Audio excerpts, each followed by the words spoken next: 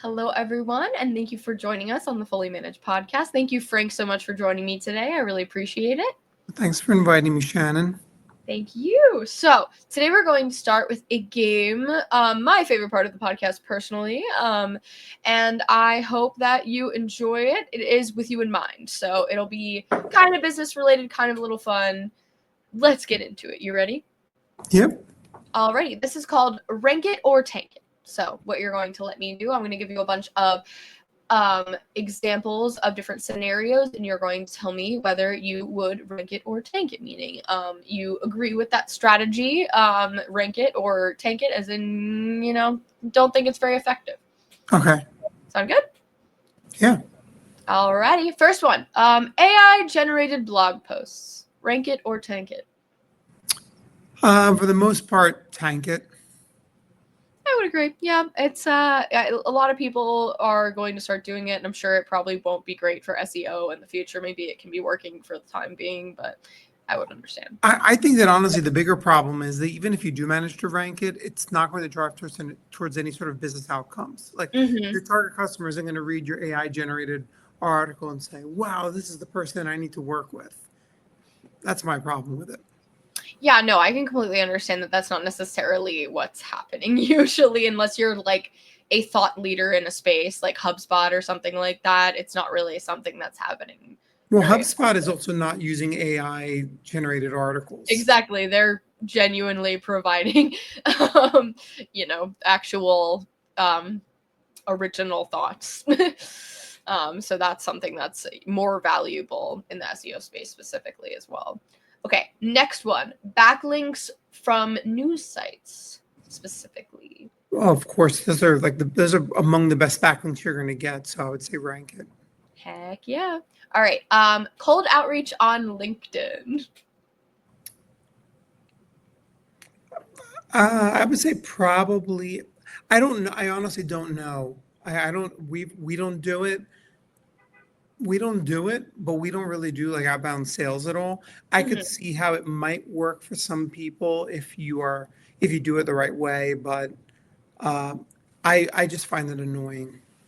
Yeah, I think a lot of people find it annoying, especially if you're coming with a very cookie cutter approach to reaching out to people. I think it has to be more individualized if you're really going to get someone's attention.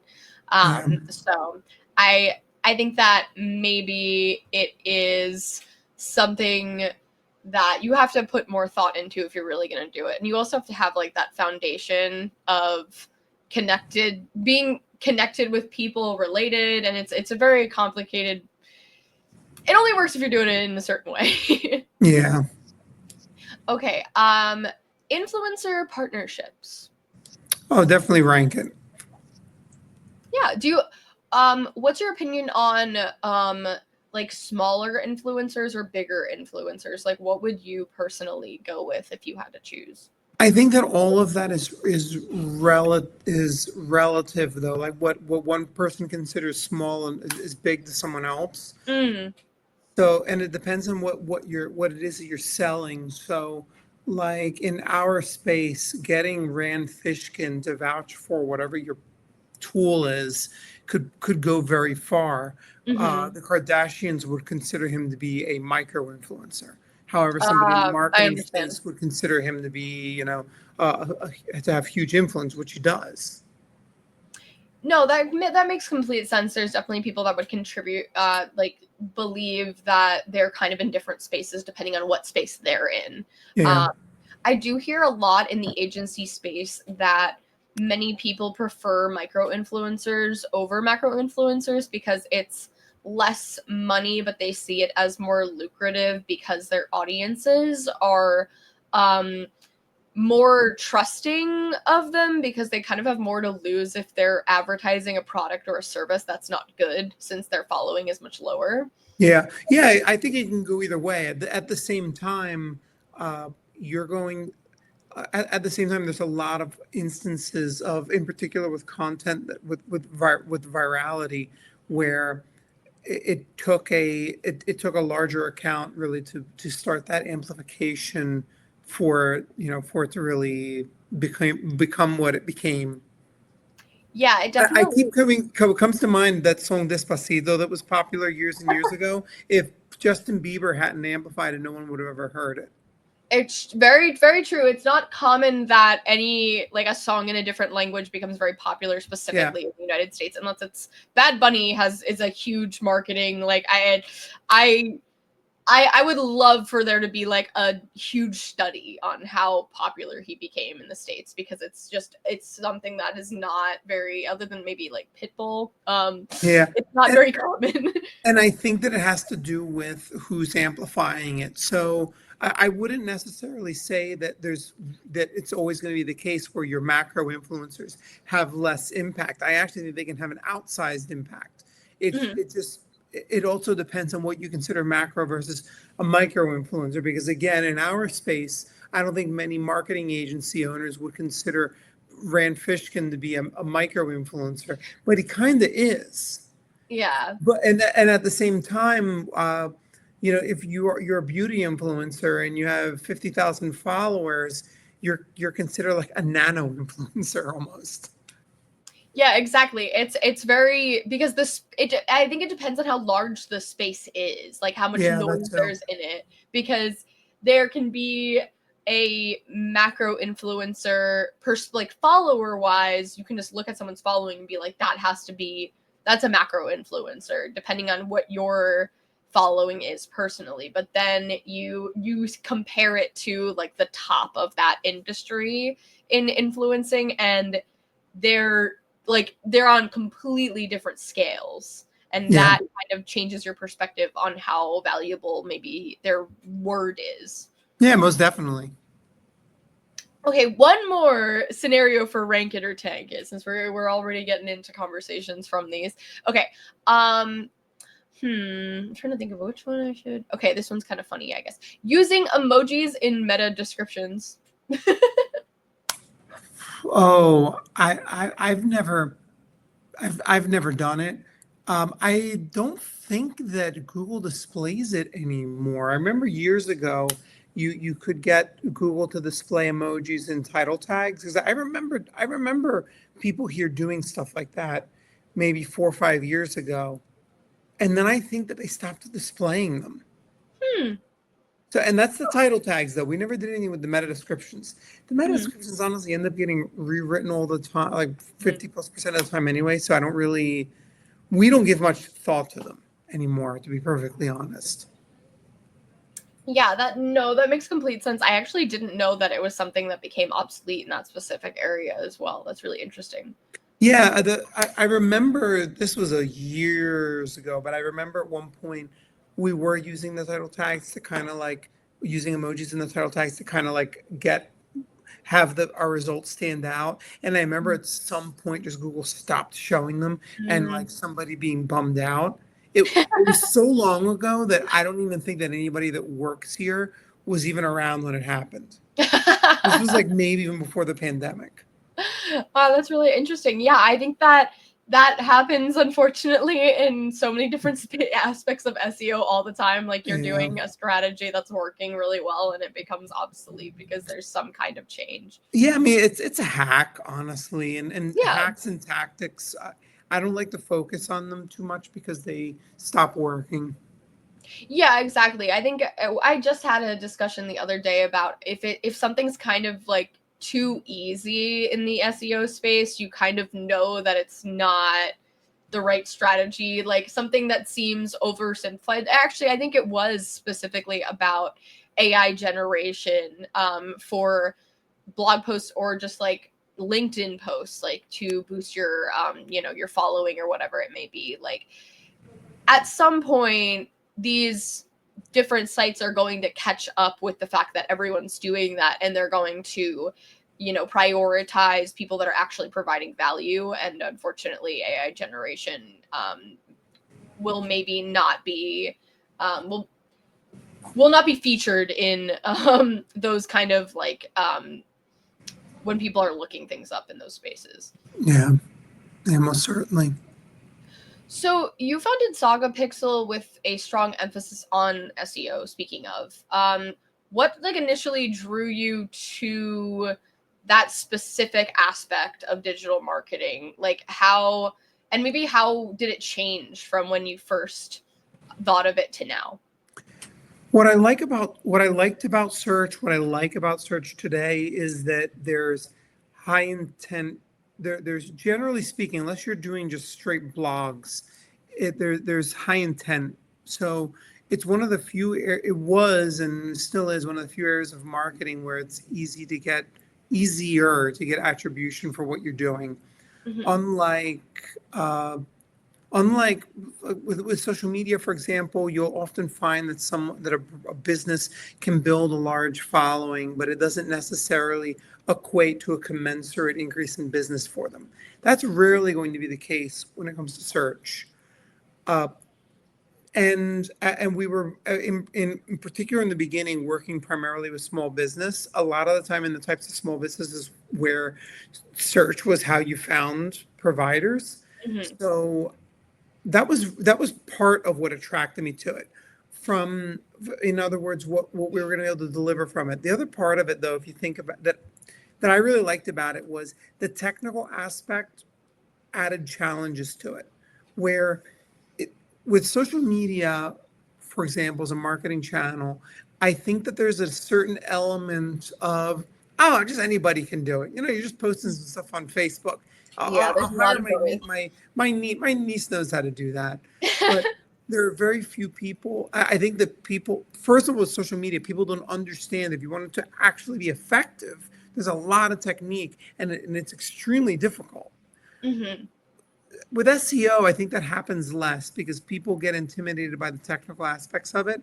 Mm-hmm. And as a result, you as the provider have less resistance to, like, no, you don't know what you're doing. And this is why you should have a professional plan your content for your Instagram, or why you should have a professional editor actually edit your YouTube videos versus Mm-hmm.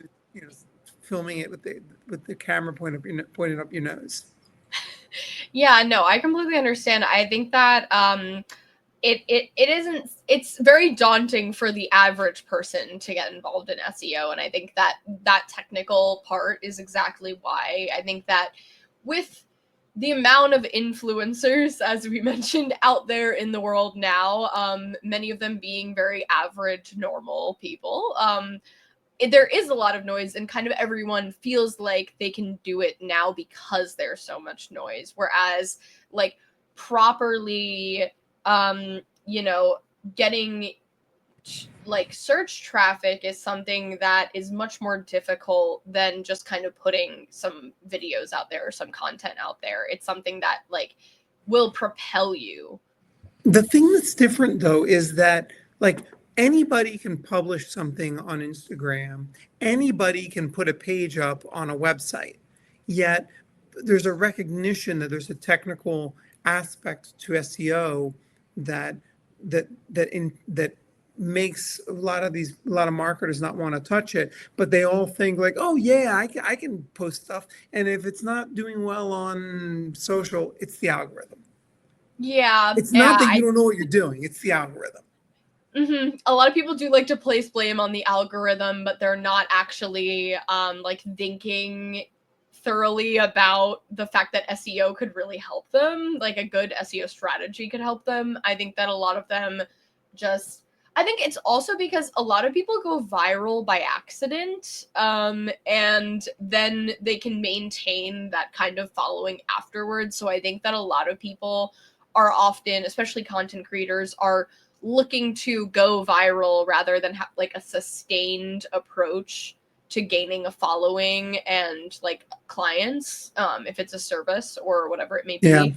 And I think that is like similar to the kind of speak of shiny object syndrome of like you're kind of looking for a short-term goal that might not like last, whereas if you focused more on like your strategy for gaining followers, then you might have like a more sustained um like customer base.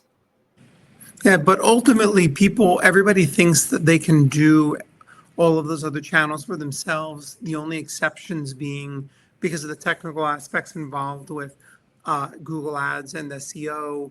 there's more openness to bringing in a professional, and that attracted me.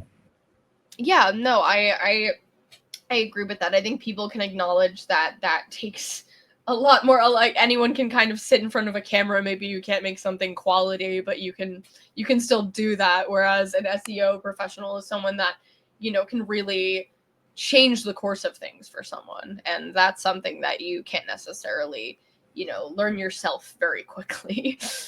And it's constantly changing, so you have to stay educated on the space as well. Yep.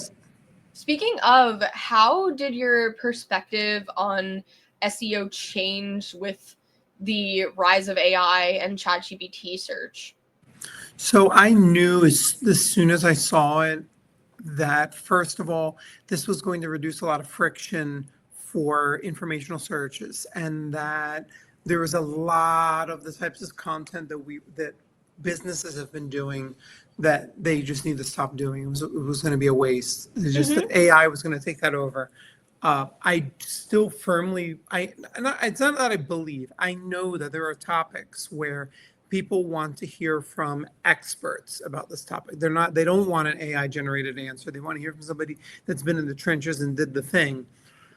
Uh, so I don't think that SEO, I didn't think then, I don't think now that SEO driven content marketing is going to completely die. But what I saw was, okay, we always qualified all of our content topics with, first of all, is it on the buyer's journey?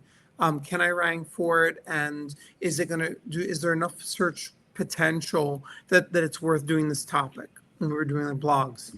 We added into that AI. So is it on the buyer's journey? Is someone going to be satisfied with an AI answer to this question? Can I rank for it? Is there going to be enough search volume for it to be worth our time? So, what kinds of things did you see that kind of changed when those things, like when ChatGPT became more popularized? Like what did you see that wasn't working anymore? So let me give you a couple examples. There was one. Um, so I put an example on LinkedIn today about this topic specifically, and let's say for argument's sake, I wanted to set up. We're learning. I've been learning how to use ManyChat to set up automate some automations.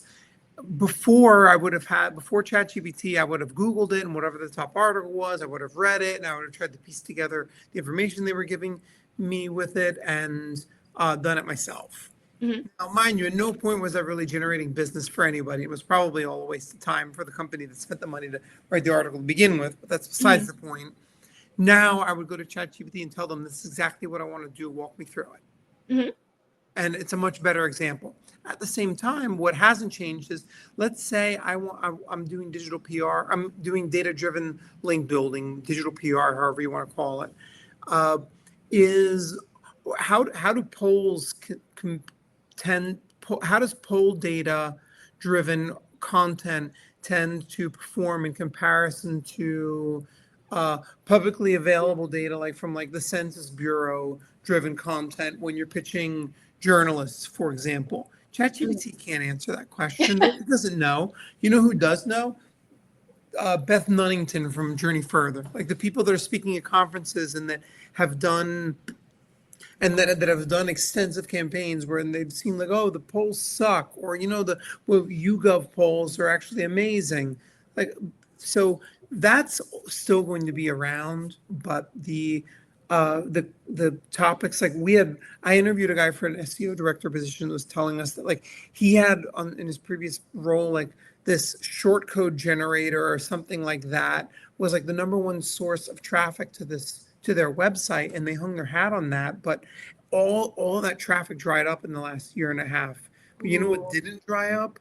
Their leads. Their leads are exactly the same as what they were before this huge drop in traffic with the AI overviews.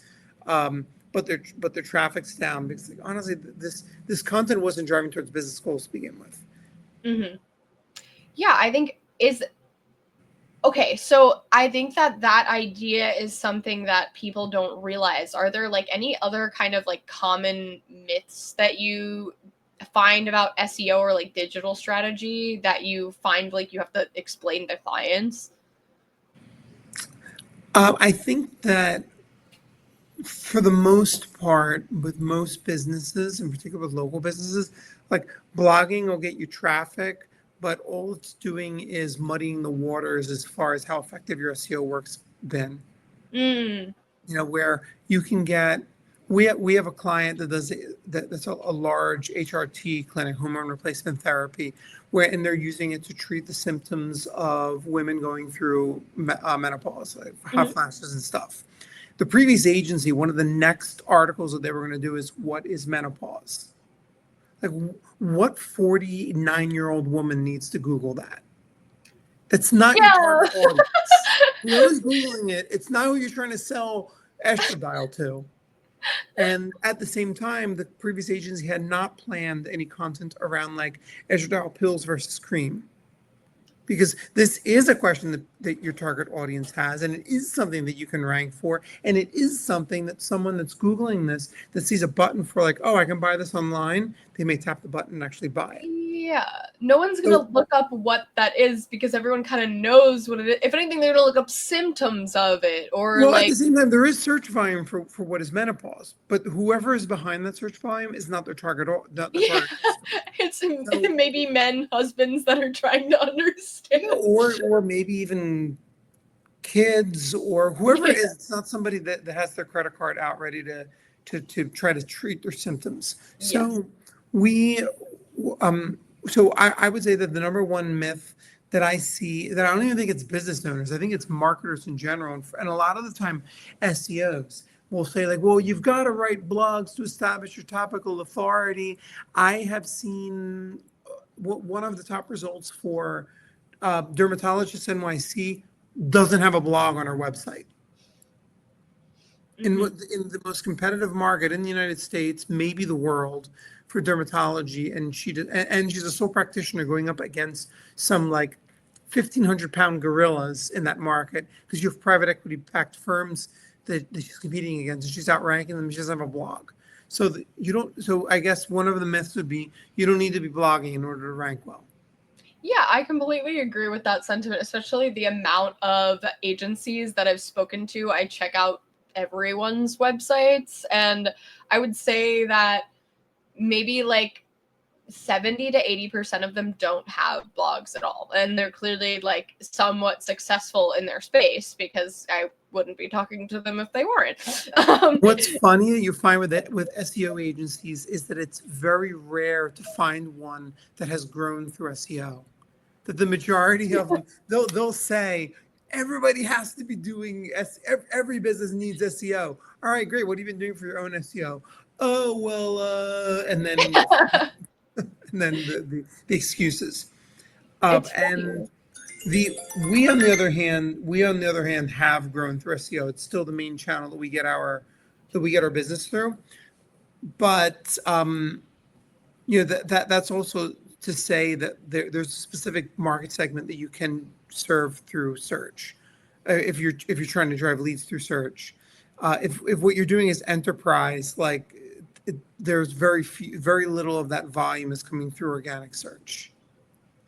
Yeah, it is definitely it's funny the I spoke to a thought leader recently in like the SEO space specifically, like very like well researched in SEO specifically, and I've also talked to SEO based agencies. And it's funny because there are many things in which I spoke to with founders or CEOs of agencies that varied in opinion very much to this person that I talked to previously that clearly probably had more knowledge on what they were speaking about. And it's just very interesting to see the different perspectives on what people believe works. And I think that kind of is a testament to kind of what you just said of that a lot of people say that they can you know um create traffic for a business, but they aren't necessarily doing it in a way that is strategically sound. It's just something that maybe worked for them in the past or has. And I think that's the unfortunate side of the agency world and why many people get burned by an agency or whatever it may be because it's something that doesn't end up working for them as a client. And of course, there are things that are well researched and should work and sometimes just don't, depending on what it is. But I think that there are a lot of situations and scenarios in which maybe not everyone is as up to snuff on SEO as they would like to admit.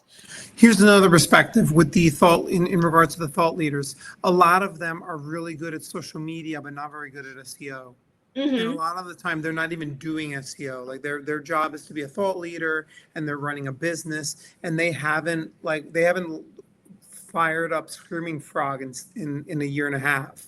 But they've been really good at they're good at LinkedIn. Or they're good at LinkedIn is usually going to be the thing. Yes.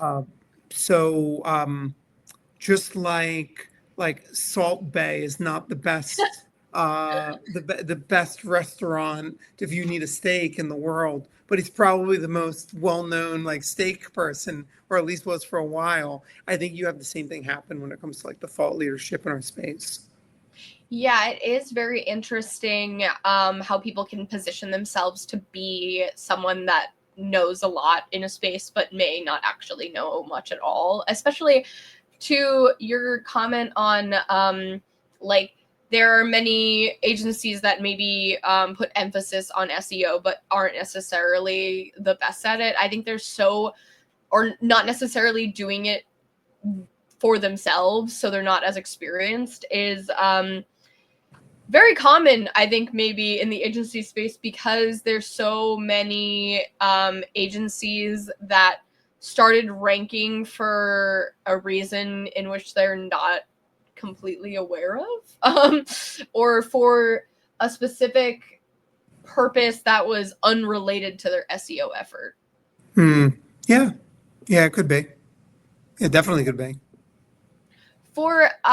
So your agency specifically serves law firms and healthcare companies, as you kind of mentioned briefly before. Do you notice, because I've talked to other agencies that also specialize in those spaces, do you personally notice a trend with how people search these specific businesses in comparison to maybe others? So we don't really do too much work with law firms anymore. We're almost entirely healthcare providers these days. The changes that I've seen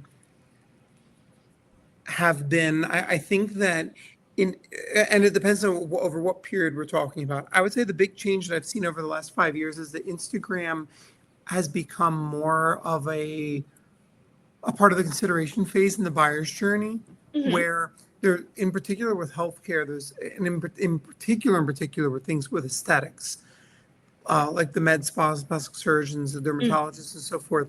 It's very frequent that someone will get discovered through organic search, look at reviews, and then go to an Instagram account. Interesting. That has changed. You also have, I think another thing that's changed has been social search. Like if I want a recipe these days, I'm not the only one that goes straight to TikTok. It's faster and there's going to be no fluff and you can actually see the person doing it. So it beats Google in every way. I also think that you have some platforms that have eaten up a lot of the search, the search volume that was out there and just nobody noticed. Like in particular with clothing, I bet you, I know my wife doesn't, she doesn't Google clothes. She opens up the Nordstrom app. Huh. Interesting. Yeah. You have people that that's her favorite store. That's where she buys her stuff. So, as far as what I've seen is with the way people search, I think that the platforms where they perform these searches have expanded greatly. And I think that it's only going to change. It's only going to happen more and more. I think Google's only going to lose more and more search volume, and not only because of ChatGPT. I think it has been losing it. I think this whole Google owns 90% of the search market is a fallacy, because I don't think it's including any data from Amazon or the Nordstroms or the Zappos of the world. Yeah, I think it's also it was very eye-opening to me to discuss kind of like the difference in how people like search on ChatGPT versus Google, because a lot of people are still using Google, but they're kind of using it for more simplified terms for things rather than Mm-hmm. ChatGPT has the ability to answer more complex questions because a lot of people don't know how to optimally search on Google. So they realize that they're getting better answers by asking like a question like a human would to another human on ChatGPT, whereas Google is kind of like two words or because that's where you're going to get your best results for something is when it's simplified because of course.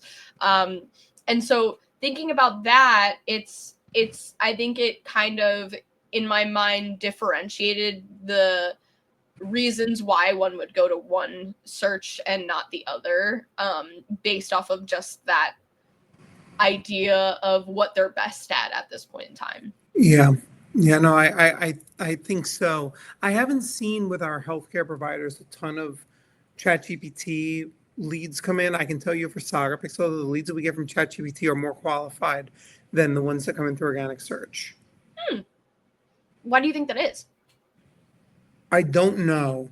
Hmm. I honestly do not know. It may be that they have a little bit more trust. I have no idea, but I've noticed that I get a lot fewer, almost no unqualified leads from ChatGPT. That is really interesting. I would love, Yeah. what if or when you ever figure that out, I'd love to understand. Yeah. If I ever do, it's definitely something I'll share, but I don't know. Okay, one last question before we go, because we're a little over time, but this is something that I always love because I think being forward looking is very good. Okay, so for looking ahead for the next 5-10 years, what do you foresee changing in the SEO space? I think that there is going to eventually be a contraction of the entire industry by about 20-25%.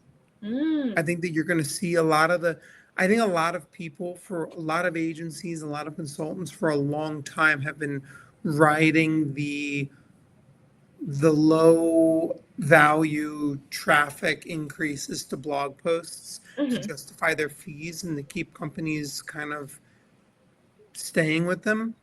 And once all of that blog traffic, that low value blog traffic kind of evaporates, I think you're gonna have a lot of marketing directors that say like this isn't work.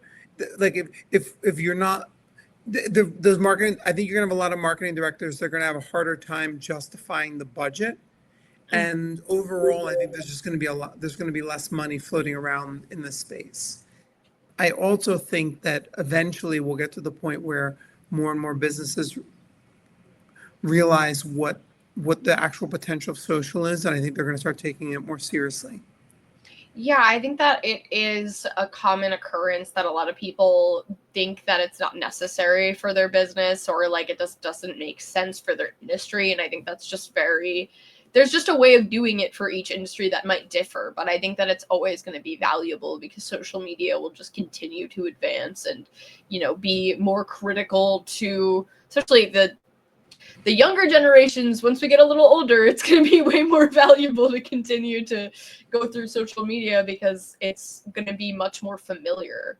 I um know that everybody talks about like social media being so like younger generation focused, but I think older people are too. Like I think mhm. 50, 60, 70 year olds are all on social media all day long as well. It just they haven't had like the stereotype created about them yet, but they're all on Instagram and Facebook all day long as well.